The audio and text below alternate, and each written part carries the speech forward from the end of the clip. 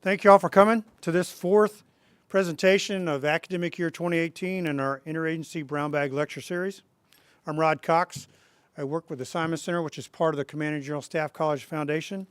On behalf of our partners in this endeavor, the Command and General Staff School, Colonel Rob Alt and Mr. Marv Nichols, we welcome you.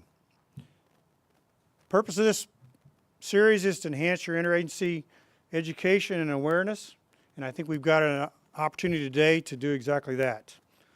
I want to note that the lecture series is made possible by a generous grant from our partners at the First Command Financial Services, so thank you all very much. A couple of admin notes. First off, today's presentation will be recorded for our distance learning students in our satellite campuses, as well as for later viewing at the web. So what that means is when you engage in the question and answer period, if you have a comment to make to the presenter, please use one of the microphones either at the back of the room or at the tables in front of you. Our next brown bag lecture in the series will be on the 12th of December, presented on the subject of the Federal Executive Board, kind of the Chamber of Commerce for federal agencies. They'll be discussing who they are and how they might be useful to you at various installations throughout the U.S. So if you don't know anything about the FEB, it would be a great lecture for you to attend. I also want to point out that the Foundation and Simon Center have available for you tomorrow on the 15th the continuation of our World War I, the Great War Centennial Series. Will be presentations by Dr. Sean Kalick and Gates Brown of the History Department on the Russian revolutions as part of the World War I. That's tomorrow, 5:30 at the Stove Lofts Event Center, which is downtown on 2nd Street in downtown Leavenworth. Then on the 6th of December, same time, 5:30, Stove Lofts, downtown 2nd Street, Leavenworth. Dr. Jim Wilbanks, world-renowned Vietnam expert, who was also a participant in the recent Ken Burns feature on TV, will be presenting on the CORDS, the Civil Operations and Revolutionary Development Support activity, the pacification activity in Vietnam, and that'll be on the 6th of December. Now, today's presentation, as I mentioned, will be recorded, so please keep that in mind as you address the speaker. Department of State. One of, if not the most important partner the Department of Defense has as we represent the U.S. around the world. Unfortunately, most of us only have a singular knowledge or misperception of how the department works and what it's supposed to do. Hopefully we can help alleviate some of that ignorance today. We're privileged to have present to us today Mr. Andrew Mitchell, a senior Foreign Service officer with over 20 years of distinguished service in the world of diplomacy. He currently serves as the Distinguished Professor of Diplomacy here at the Command and General Staff College in Air University. His previous service includes duty mainly in the Middle East and in North Africa, in countries such as Jordan, Algeria, Saudi Arabia, Tunisia, Yemen, and Egypt. He is a specialist in public affairs, but he's also worked in the slots as the political officer, economics officer, and counselor positions. Prior to entering the Foreign Service, Mr. Mitchell worked as an engineer in microcircuit fabrication. He holds a Bachelor of Science degree from Loyola University in Maryland and a Master of Arts in National Security and Strategic Studies from the United States Naval War College. It's my pleasure to introduce and please welcome Mr. Andrew Mitchell.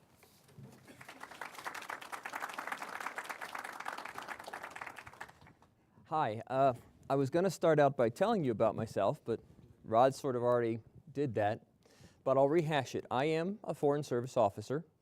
For our uniformed guys, Foreign Service officers are actually commissioned officers. Although we are not uniformed military, we are appointed to the service by the President, and we are confirmed by Congress. And I actually have a officer commission, so you can say, yes, I am a commissioned officer. Rod mentioned that I'm specialist in public diplomacy. We'll talk a little bit later about the various specialties, but I've also served in 4 of the 5 cones or specialties that Foreign Service officers serve in. I've been a political officer, an economic officer, a consular officer, and a public diplomacy officer, which is my specialty. Here I am, as the title says, the Distinguished Professor of Diplomacy, and primarily my job is to share with the students and the faculty, should they need it, a perspective on what the State Department is, what it does, and how it fits into the national security apparatus. And that's what I'm going to be trying to do today for y'all. And you will find for the students and that I will tend to use military analogies. That's just because that is what I'm doing here. I tend to put things in terms of the military for comparison. That's not meant in any sense to say that the Foreign Service is a military operation. It's not. I'm not trying to equate my service to your service. From the time I was if you'd ask, I'd love to say that from the time I was a very young man, I knew I wanted to grow up and be a diplomat, but that's simply not true. If you'd asked me when I was a young man up to, and in fact when I was in college, if I thought I'd ever become a diplomat, I would have looked at you as if you had two heads, because it never occurred to me that diplomats were actual real people. I had some vague image that they were sort of born with red sashes across their chests and frock coats, and were sort of appointed and designated from birth to enter some sort of special elite class of people who were sent abroad to negotiate things. Now, that of course was a completely wrong image for me to have, but it's a common one. And it's a common one for good reasons that we'll go into. But let's actually go a little more about, before I get too far ahead of myself, and go over what we're going to, oh, that's me, go over what we're going to talk about today. I'm going to start off with an introduction, which I was halfway through before I realized I should go to the agenda. I'm going to then hit some highlights from the history of the State Department, even starting a little before there was a State Department. Then I'll follow up with some commentary on what our mission is. And then I'll give you some ways of looking at how the State Department is structured and how to think of it and how to divide it up. And then I'm going to sort of open a conversation about the future of the State Department, the tool of national power that is diplomacy, and how it fits into the apparatus. So, to start off for our introduction, the first question, what is it, the State Department? Taking back to that image I had of you know, frock-coated individuals sent across far overseas. Good, that hasn't come up yet. There's a reason why I had that image. Of all the federal services, there are only two types of service that generally take place outside of the United States. There is military service, which you all are used to, and then there is diplomatic service. A diplomat does you no good in Washington, D.C., although there are several thousand of them on C Street who would argue with me. You want a diplomat to be overseas working far away from the flagpole. It's in the same way that a warfighter is most effective when he or she is far away from the flagpole. But the difference between warfighters and diplomats is because up until our recent history, in fact, until I was a young man, every male was expected to be a warfighter or be ready to be a warfighter. And in fact, warfighting has been part of our culture for so long that warfighters have been in our films, they've been on our television programs. The average American sees what someone in uniform does. If it can be very fictionalized, like the old World War II movies or Gomer Pyle, or very stark and real, as some of our Hollywood products are now, the average American, right or wrong, feels he or she knows what it's like to be an airman, a soldier, a Marine, or a seaman. There's very little of that for a chance for Americans to see what it is like to be a Foreign Service officer or a diplomat. In fact, I would wager many of you in this room would never actually have heard of a Foreign Service officer before today. There has increasingly lately been a little bit more of what diplomacy is in the media with a television program, Madam Secretary, which I'm sorry to say I haven't watched. We've shown up once or twice in films. But there really is not a gut feeling on the average, for the average American, that I know what a diplomat does. I know what the State Department does, because they don't see it. And I'll stop bumping into my microphone. Now, that has led us to this image of you've got these people who go far away and they do strange things you don't know about. And our other experience is when something goes wrong, then it causes a huge problem. And that's why you come up with the perception that a Foreign Service officer or a member of the State Department or the State Department is a group of fools sent abroad. I just chose this not to talk about a particular diplomat. This is just a random political cartoon I pulled from some time ago, but it represents the image. You see the top hat, the frock coat, the checkered pants. This is that image of we've sent someone to this foreign land where these strange people, I'm guessing that whoever, and I apologize if anyone finds this portrayal racist, it's not intended, I'm not intending it to represent a racist idea, but you see this is probably intended at the time to represent, I would guess, Turkey. But you have a foreign man who looks dangerous and bloody sword, and this is the clueless State Department official who doesn't know what he's dealing with and is going to make huge mistakes. We're not that foolish. Some of us are, but we go and we live in these countries and we do learn about the cultures, but sometimes that leaves us in a position where we see things, say things that don't make quite sense if you have not gone there and lived in the culture. If you've lived in the Middle East as much as I have, you find things that other people find shocking, not shocking at all. To give you an example of the things you get used to when you're experienced in a culture. When I first went to Jordan in, good God, how long ago was that? 96. I was woken up in the middle of the night by the muezzin, the call to prayer. And it startled me. And for most people who arrive in the Middle East, it is very startling to hear from the mosque the call to prayer, Allahu Akbar. But once you've lived there and you understand it, especially once you've lived in Saudi Arabia, you begin to think in terms of that is something normal, where in Saudi Arabia, oftentimes, instead of saying, I'll meet you at 1 or I'll see you after lunch, they'll say, I'll meet you after the midday prayer. It becomes a part of your culture. And when you have associations like that in your mind and you use them, and then you use them back here in the States. If I was in Newport and I said to someone, hey, I'll see you after Maghrib. They're like, what? And well, I never actually did that, but had I, you could see how someone would think, this man has gone totally native, he's ignorant. Or not ignorant, but he's not normal, he's not American anymore. When I got back to the States, from the first time, I was actually awoken at about 3 a.m. And it was because for the first time in a long time, I hadn't heard that call to prayer. You get used to it. But this is a perception. This is a perception that we've had. This guy is going overseas. He's dealing with strange people. He's not really American anymore. How is he representing us? But that's one image. A hive of communists. This is, I'm bringing up negative things that have come up about the State Department over time. I'm not trying to say that this is indicative, but when we have gotten attention in recent history, our recent for the grown-ups in the room, like in the 1950s, the attention was not always good. I think anyone recognize Tail Gunner Joe? Senator Joe McCarthy, who led the Red Scare, very famously announced 205 people were known to the Secretary of State for being members of the Communist Party, nevertheless still working. There probably were members of the Communist Party still working in the State Department. And realistically, 20 years before Senator McCarthy, there were lots of communists in the United States. And frankly, because diplomats do live overseas and work overseas, there probably still were people who were communists. Didn't mean that they were unfaithful or untrue to the country, but it's true.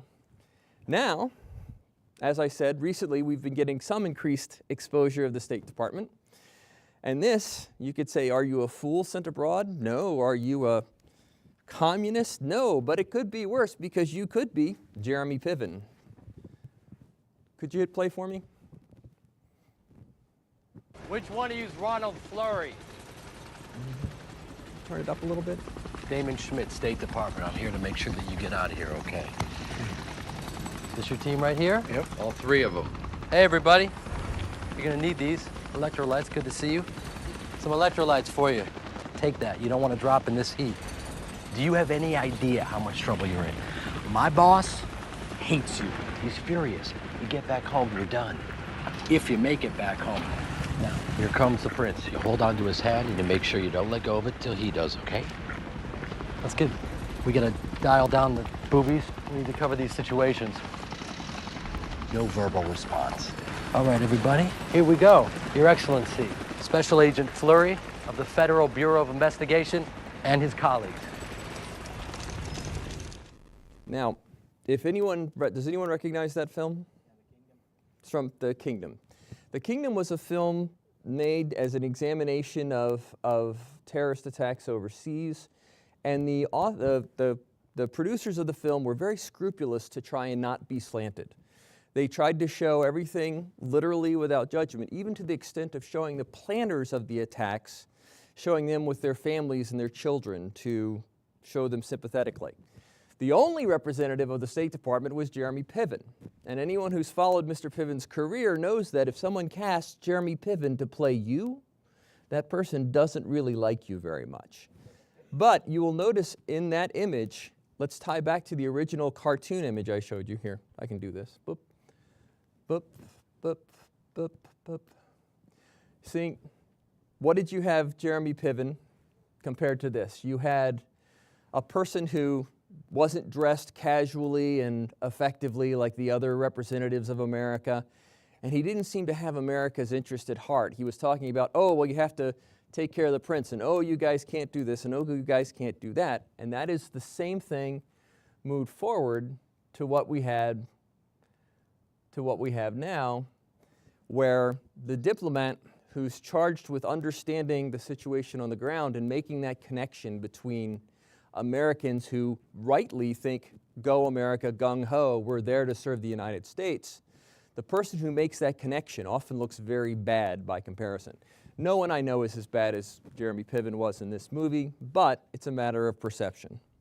So let's talk about now, I've showed the negative stereotypes. What is the State Department really? First, did it come up? It is the senior cabinet department.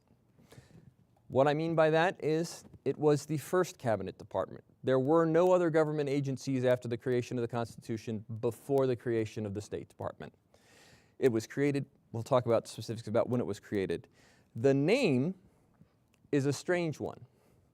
In any other country, it would be the Department of Foreign Affairs or the Ministry of Foreign Affairs.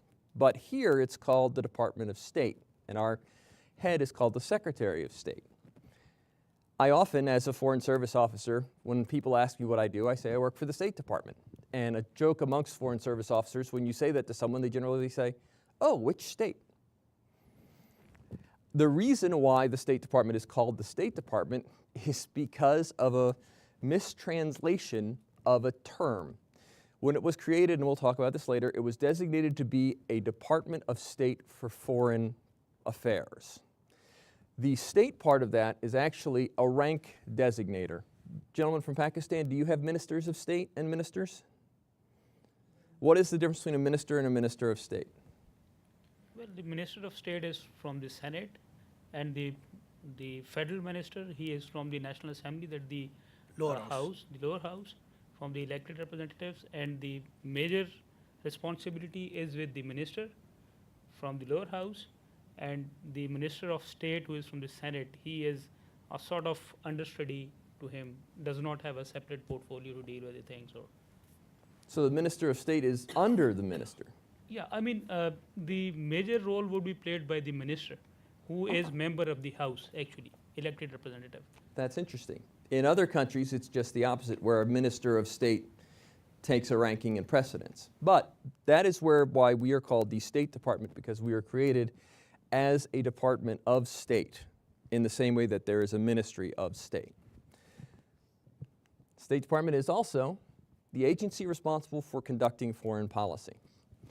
That is a very broad category, and I could spend a lot of time talking about foreign policy with you, but I think we all have a general idea of foreign policy is the relationship between our countries and other countries.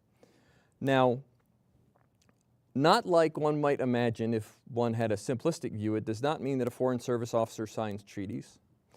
Doesn't mean that we negotiate the big deals. There's almost always someone sent from Washington to do that. The president, the vice president, special envoy, although special envoys usually technically work for my department.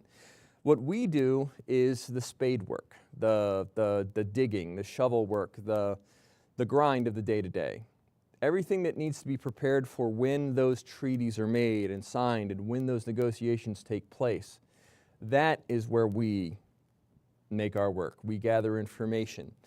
We make preparations so that when the people who actually sign the treaties come, they have access to what they need. What else is it? State Department is the agency that protects the rights of U.S. citizens abroad. This is very important to me. I spend a lot of time training young officers. That is perhaps a reflection of the fact that those who can do and those who can't teach. My best skill as a Foreign Service officer has been to develop strong teams, and I'm proud to say that there are a number of people who work for me who have, I think a little bit with my tutelage, managed to raise up to the point where they even outrank me now, and I'm kind of thrilled with that. But one of the first things I teach my young officers is I ask them, what is the most important function of an embassy abroad or of the State Department abroad? And usually they'll say, well, the political officer because he gathers the information that helps the president make decisions, or the economic officer because he makes the deals that brings money into the United States, or the public diplomacy officer, or whatever. But the truth is, the most important officer in the embassy and the most important function is the consular function. And we're going to talk a little bit later also about how the consular function became part of the State Department. But the job of the consular function, and in my mind, every Foreign Service officer is a consular officer somewhere down there underneath, the same way every Marine is a rifleman. And every Foreign Service officer should and is expected to at some point in their career to do a consular tour. They are the people who serve Americans by making sure Americans' rights are protected abroad. That does not mean that we can guarantee that you have every right abroad that you have in the United States, but we can make sure that the rights you do have are protected. And if you are ever arrested overseas, please contact the consulate, contact the embassy, let the consular officer know you are there. The consular officer can't get you out of jail, but the consular officer can make sure that you have access to a lawyer, and he can visit you to make sure that you are not being persecuted because you're an American. While he can't force you to get better treatment because you are an American, in many cases, in countries where the police do not treat prisoners well, you often will get better treatment because the jailers will know that once a month or so, someone's going to come from the embassy, and if you've been beaten up or injured or haven't been fed, that person who visits will know, and responses will be taken. And we will, if your rights are violated abroad, I will not break you out of prison, but I will go to the head of the prison and I say, you need to respect that person's rights. And if the head of the prison doesn't, my ambassador will go to his boss, and it will go all the way up to the top. And we will make sure, because that is the most important thing we do, is protecting the rights of citizens abroad. The rest of the officers also are helping to protect your rights and the interests of the American citizens because, as I said before, the economic officer is making sure that American businesses have a fair playing field in order to get business overseas. The political officer is making sure to inform your leaders so that they can make the right decisions for our policies to protect the interests of the United States most effectively in that country. Public diplomacy officers, like me, are representing you by making sure that the people of those countries know and understand what your culture, the American culture, is like. And of course, the management officers are supporting all of them by making sure that it functions.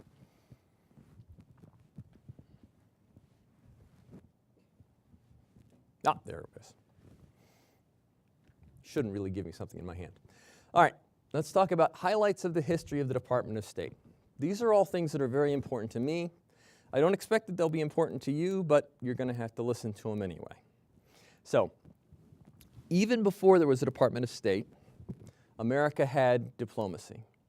Any country that is going to be a country on the world stage must have relations with other countries. In fact, you could argue that a country doesn't really exist as a viable country until it is recognized by other countries. And that recognition always comes in the form of relations. And those relations are the functions of the diplomat. Anybody recognize this guy? It's Benjamin Franklin. During the Revolutionary War, after the signing of the Declaration of Independence, Benjamin Franklin was sent to France. His job in going to France was to secure French help for the side of the revolutionaries in the war. Now, today that seems like an easy job, you know? Of course, who wouldn't want to throw their lot in with the United States of America? But this is the thing. He wasn't representing the country we are now. He was representing 13 upstart colonies who hadn't done nothing, didn't have much, they were poor, they were ineffective, and they had never functioned independently. And his job was to negotiate and convince the French royal family and the French government, one of the most powerful countries in the world, to throw in their lot on our side.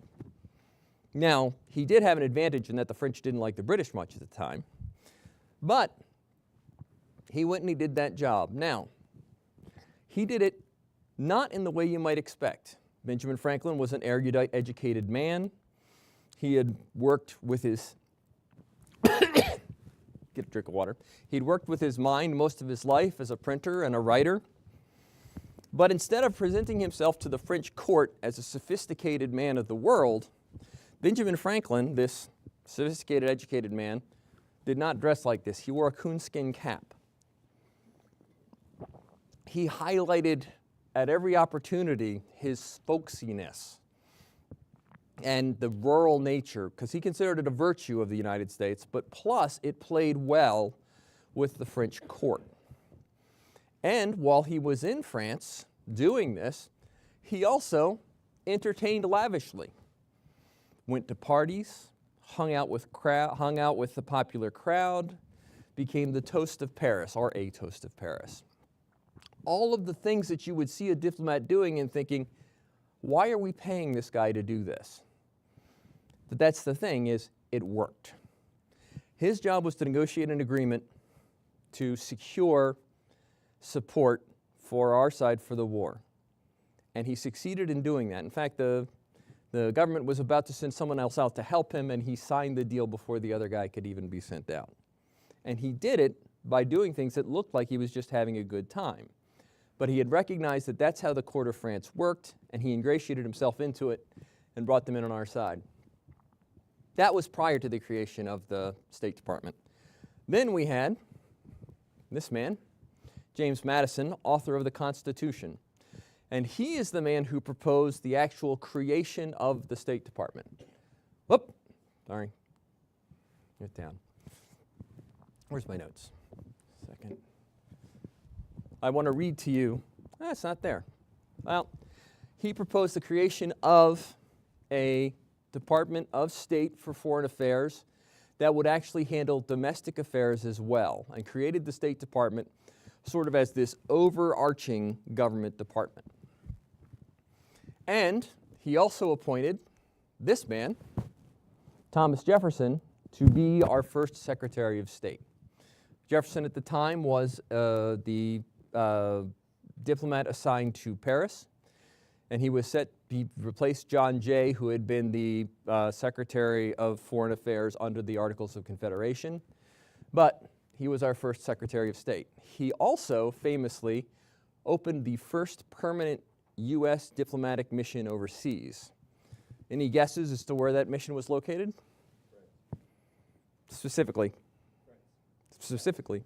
Nope, not Paris. Any other guesses? Ooh, crafty, good guess.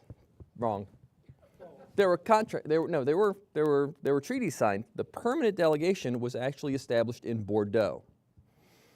And the story was that actually the reason why Jefferson created that delegation was not in fact to do foreign policy, but because he was quite the wine drinker and he wanted to ensure regular shipments of Bordeaux wine. That mission functioned continuously from the time Jefferson created it until, I guess it was about 1995, when it was closed down, when the State Department was shrinking. It was closed down for a number of years and has since been reopened. But yeah, it's served continuously all through that time. Now, we'll talk about Teddy in a minute. This time, when I'm sticking back to that image of these wealthy men sent abroad, negotiating power deals, living high off the hog, there was also a perception that diplomats tended to be wealthy and tended to be politically connected. Both of these things were true. They were politically connected because you had to be appointed by the president, and the president is not going to appoint someone he doesn't know. They tended to be people who were in parts of the ruling elites. They also tended to be wealthy. Why? Simply, you could not be an effective ambassador and not be wealthy. You were required, part of your job was to entertain lavishly, was to maintain a second residence overseas. These are things that only a wealthy person could do, and this contributed to this image of the State Department as a bastion of rich and powerful people who were from rich and powerful families. Teddy Roosevelt said this. He wasn't, frankly, talking just about the State Department. He was talking in general, but about the idea of government positions being handed out as patronage and how appalling that was. This led to what we call in the Foreign Service the Roberts Act. This gentleman is Congressman John Jacob Roberts, who wrote it and for which it is named. The Roberts Act created the current State Department as it is. It incorporated the consular service into the State Department. Consular service had been separate prior to that. And most importantly for us as Foreign Service officers is it made it a merit-based system. It is what created the system that we now have today, where entry is through competitive examination and promotion is based on merit. Not who you're related to, not who you know, not how much money you have.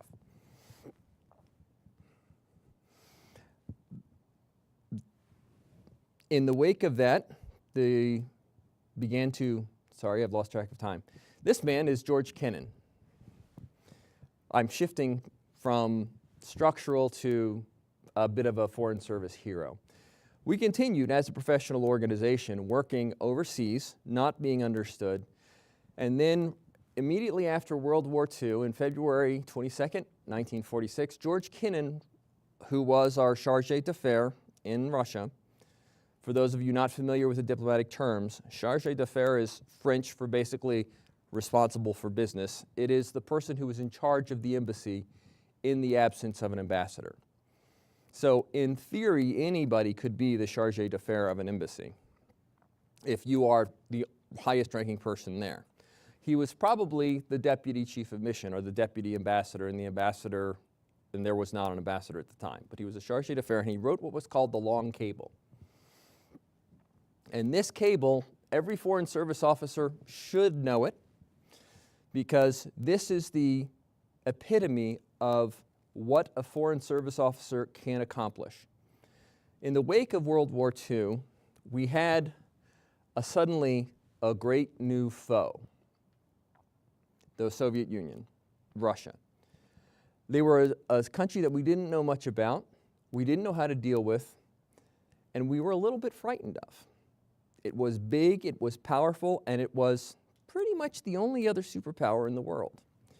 George Kennan had lived in Russia, had studied Russia, and he had studied Russians. And when he drafted this cable, it gave an outline and a proposal for how we should move forward and created the concept of containment.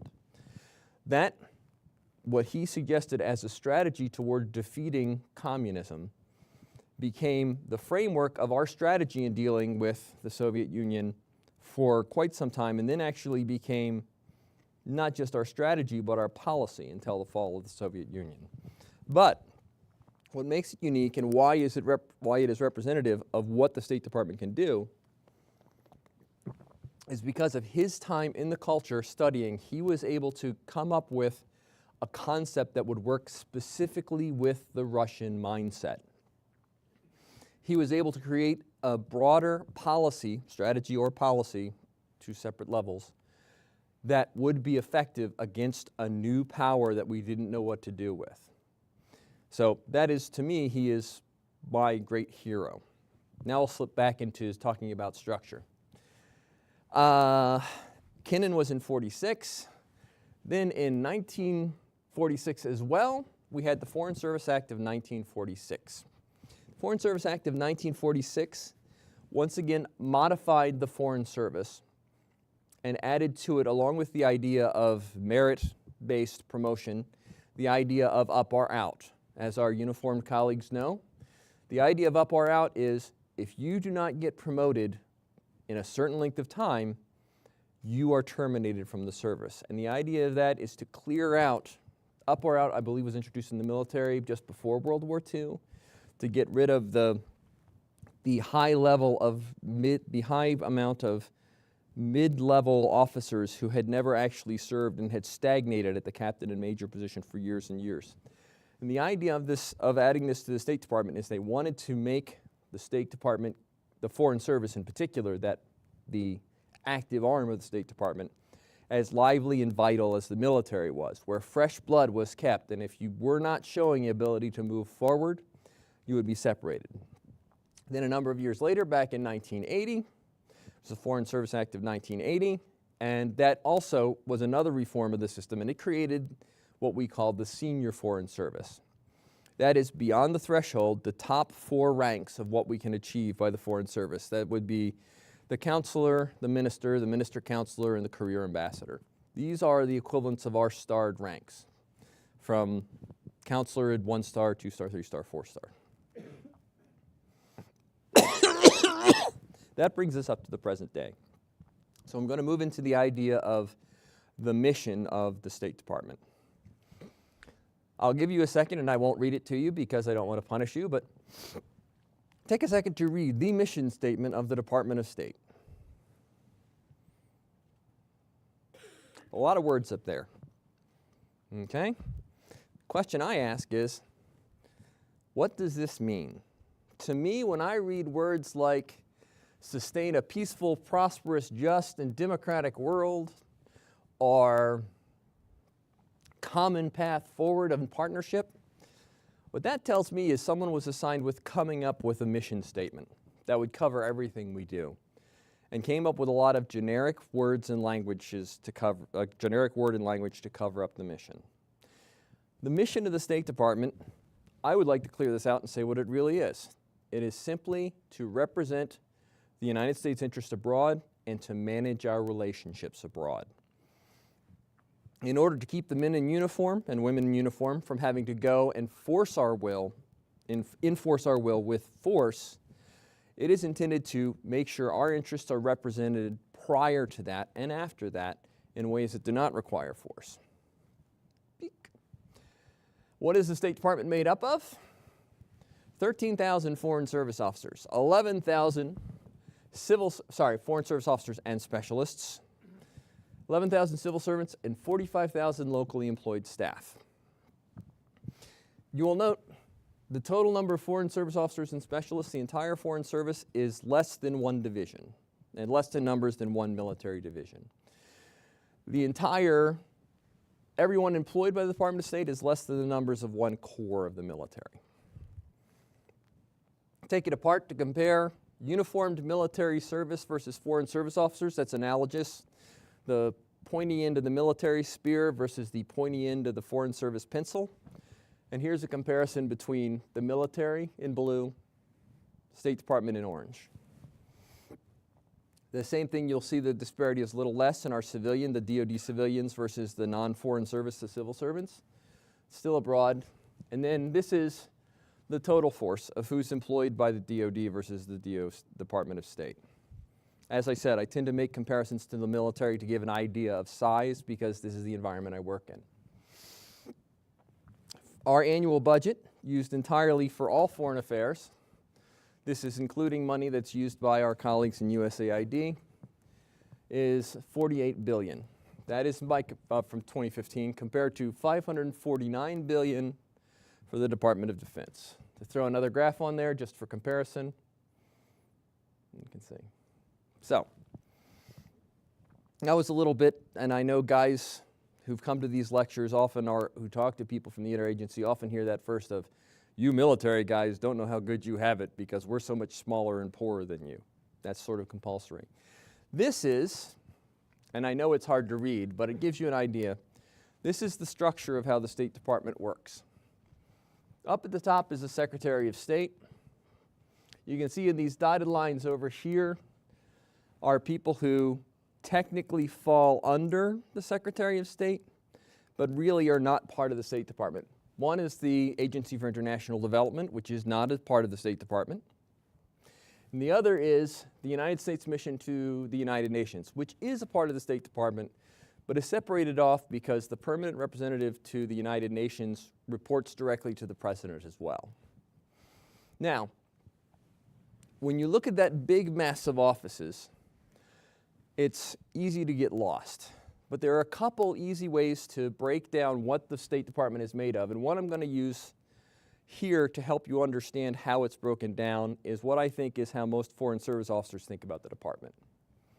This section over here, underneath the Undersecretary for Political Affairs, is actually, even though it's just one small part of the entire org chart, actually has most of the employees of the State Department.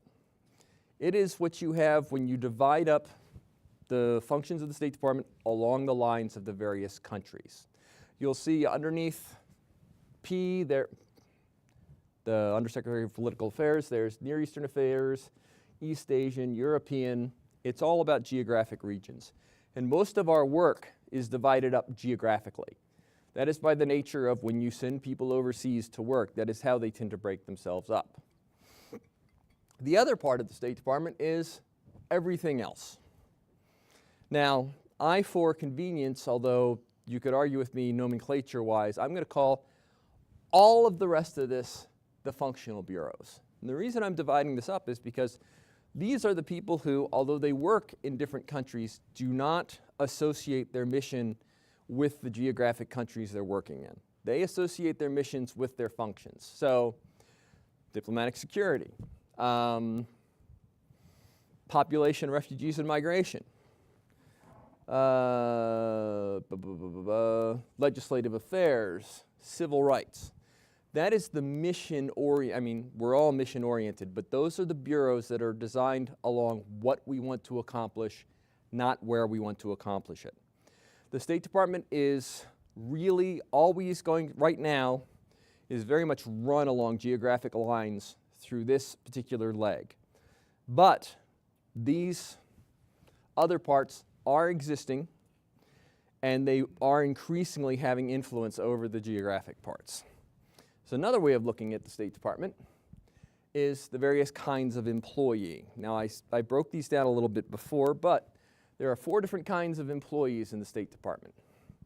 There are political appointees, civil servants, foreign service officers, and locally employed staff. Civil servants are exactly what that sounds like. These are people who have entered through competitive examination. They have been hired to do a specific job, and they remain in that job until they are hired to do another job. Their rank is based on what their position is and stays the same. There is no up or out, and they stay indefinitely. Foreign service, which is what I am, are slightly different. We're not hired to do a specific job. I was hired to be a foreign service officer with the understanding, as this happens with our military colleagues, that every few years I would move to a different position. And because of that, I carry my rank in my person.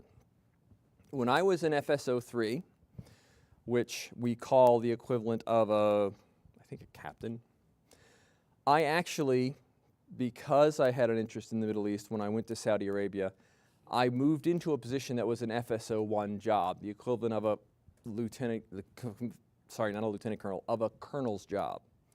But I was not a colonel. I remained as I was in FSO3. My rank stayed with me and my person instead of matching the job, so I was what they call upstretched. The same thing if I were now to go from here, I'm an 01, and do a lower level job, I would remain myself with that rank even if it was in a lower ranking job. Locally employed staff is the largest number of our employees.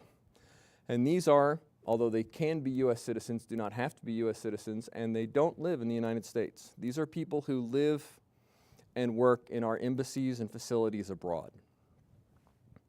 Every Foreign Service officer worth their salt knows that the real backbone of the work, the real core of the work, is done by locally engaged staff.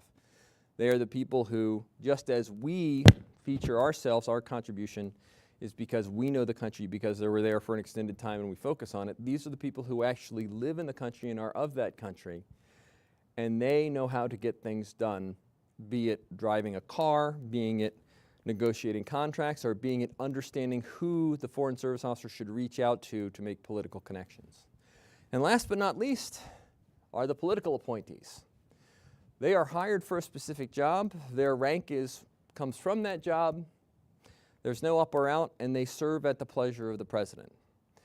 That means that basically a political appointee is going to go away when the president goes away, although they don't have to, but that is simply, they are exactly what they sound like. And many of our ambassadors are now political appointees. And increasingly throughout the years, we've had a lot of political appointees in the State Department. There are some officers who bridle under this. What time is it? I'm not taking up too much time. Holy crap, is that? What? Oh, Jesus. Anyway, I won't complain too much. Political appointees aren't so bad. Cones, area of specialties. There are 5 of them. I'm going to pop these up quick because I've taken way too long and I'm boring you all silly. Political and economic officers do what an intelligence officer does, but they do it overtly and openly. Political and economic officers gain information and share it back, but they don't sneak around. They simply go and talk to people and formulate the information, analyze it, and return it to our government so that we can make policy from it. Public diplomacy officers like me, we manage the relationship between the United States and the people of foreign countries, and between the people of the United States and people of foreign countries. We do cultural exchanges, we bring visitors from America, we send visitors to America, and the idea is to help the American people understand the people of the country we live in, and more importantly, to help those people understand the American people. People say that my job is to make folks in other countries love America. No. My job is to make sure that the folks in my country understand America. Hopefully they'll love America, and I think they will, but if they hate America, I at least want them to hate America for true reasons. Finally, consular officers, as I talked, the most important role in the State Department, which is protecting the rights of Americans abroad. Management officers who make sure that everything functions, the buildings, the vehicles, the communication systems. The future. A lot's been talked about lately about the 30% reduction in the budget proposed for the State Department. And if you came here expecting me to be wringing my hands over the 30% reduction, I'm not. The State Department gets cut sometimes. Government agencies do get cut sometimes. I do not know when the final budget happens how much our budget is going to be cut, but this is not the first time that resources have moved away from the State Department. During President Bill Clinton's administration, hiring went way, way down. Interest in and support for diplomacy overseas waxes and wanes over time. This is a difficult time for us, but we are not panicked. After these cuts are made, we will still be here. The State Department will still be functioning. It may be smaller, the work may be harder, but we will still stay. Finally, reorganization. Secretary Tillerson is working hard to reorganize and streamline the State Department to make sure that when those cuts are made, we will still continue to be effective. I'm not saying I'm happy with all the reorganization. I'm not saying that I'm not. And I'm not thrilled about having our budget cut. But I have great faith in my organization that it will continue to function and will continue to be a force to represent U.S. interests abroad regardless. Questions? Since I've given you now, 5 minutes in order to ask me questions? Huh? I've got time. You've sat there and listened to me yabber on for an hour. I've got time to answer any questions you have. I should warn you, this is being taped. I was going to say, generally when I'm in my class, if my students don't ask questions, I start asking them questions. And you don't want me to ask you questions. Sir. So, Major Childress, Civil Affairs AGR Officer here at CGSC Student Group 9 Bravo. With that massive reduction in force and reorganization, do you see the State Department working a little bit closer with the military's foreign engagement assets in certain areas, or do you see us actually just start pulling back from countries that aren't as much of an interest in the broader scope than what we currently have out right now? Regardless of the cut, I think you're going to see increased cooperation between the military's foreign engagement and ours. I think as a function of how the impact and the effectiveness of our military has shown in the last few years, it is increasingly a part of and an influential part of our national power. The State Department, I feel, should have always been working close to the military. I feel it has, and I feel it will grow closer. And this also will reflect what I think is we have good relations between our secretary and your secretary right now, and we have common interests. As for whether we'll see us starting a withdrawal from countries, I don't foresee us withdrawing from countries. I see us of reducing the mission we're able to accomplish in countries and finding other ways to do the job. The mantra Al Gore introduced was do more with less. We've all heard it. But that is essentially, we will at least do as much as we can with less. What you will see, instead of us withdrawing from a small country like Burkina Faso, we will see finding ways for someone in Burkina Faso to also help out in Niger, or for someone in, I'm trying to think of for someone in Abu Dhabi to help out in Qatar, for ways to do our job more effectively with what we have. So, but I don't see a withdrawal from any specific countries coming. Sir? Civil service. You mentioned the USAID, the Agency for International Development, as a part of the State Department, but No. it's independent of it. The Agency for International Can you Development expand on that a little bit? is a separate federal agency. The director of the USAID answers to the Secretary of State, but USAID is not a part of the State Department. It is not in any way subordinate to us. We serve the same mission. Similar to the way that, an analogy that we often use is the way the Marine Corps is not part of the Navy, or to use an analysis for what used to be in the intelligence community, the way, say, the National Security Agency was not part of the Central Intelligence Agency, but used to report to the DCI before this creation of the DNI, because the Secretary of State plays, in a sense, a dual-hatted role of being both the Secretary of State, was the head of the State Department, and also being the person who the head of USAID refers to. But, although we are both foreign service agencies, USAID is separate and unique. Can you expand on their mission a little bit? I would generally defer to my colleague from USAID when I did that, but I will, since he's already done his time up here, I will say the mission of the Agency for International Development, as its name implies, is to help people of other countries develop to a higher standard of living.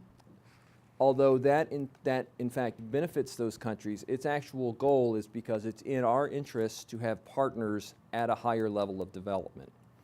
We can work both cooperating politically with people who have democracies that have developed to the level we are, and economically, we can trade better with countries that are not starving.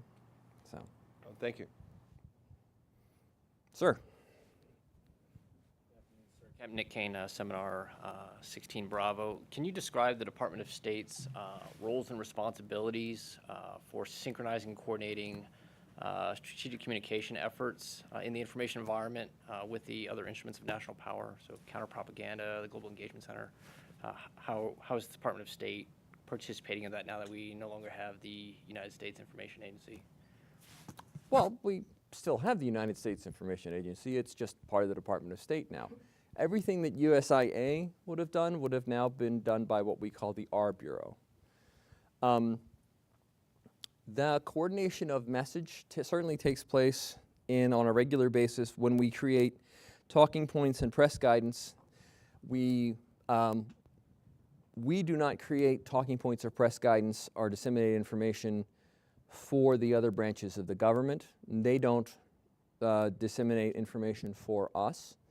We do, however, coordinate between agencies to make sure that our messages do not conflict. As for counter-propaganda, I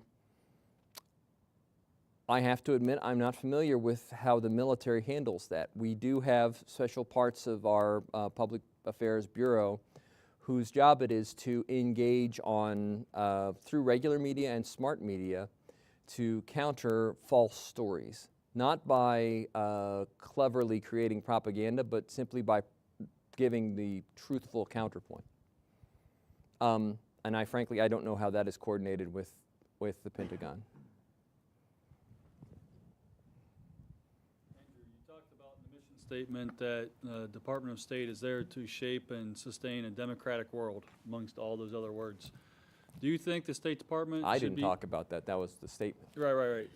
Do you think the State Department should be promoting democracy overseas?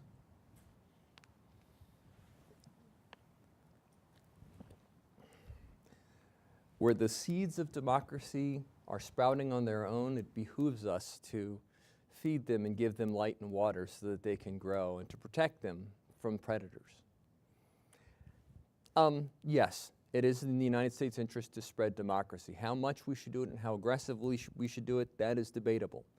And we need to remember that not all democracy looks like our democracy, and not everything that looks like our democracy is a democracy. Let's not forget that throughout the Middle East, I served mostly in the Middle East, you have countries that have had presidents like Egypt and Syria. You have countries that have had kings like Jordan and Morocco. I've visited 3 of those 4, and I know people who lived in all of them, and I found that generally there has actually been a lot more freedom in the countries that have kings than have presidents. Because when you have a king, he is trying to maintain his power through keeping his people supportive, whereas a person can take the name of president and have elections that he, at least I can say that he controls and actually be an autocrat. So we need to remember that while it's in our interest to make sure we nurture democracy where it grows and where the people of the country are interested in having it, that we offer it, we need to remember that democracy doesn't necessarily just mean elections. It doesn't necessarily just mean trying to create a system that looks like ours. And systems that look like ours can be very undemocratic.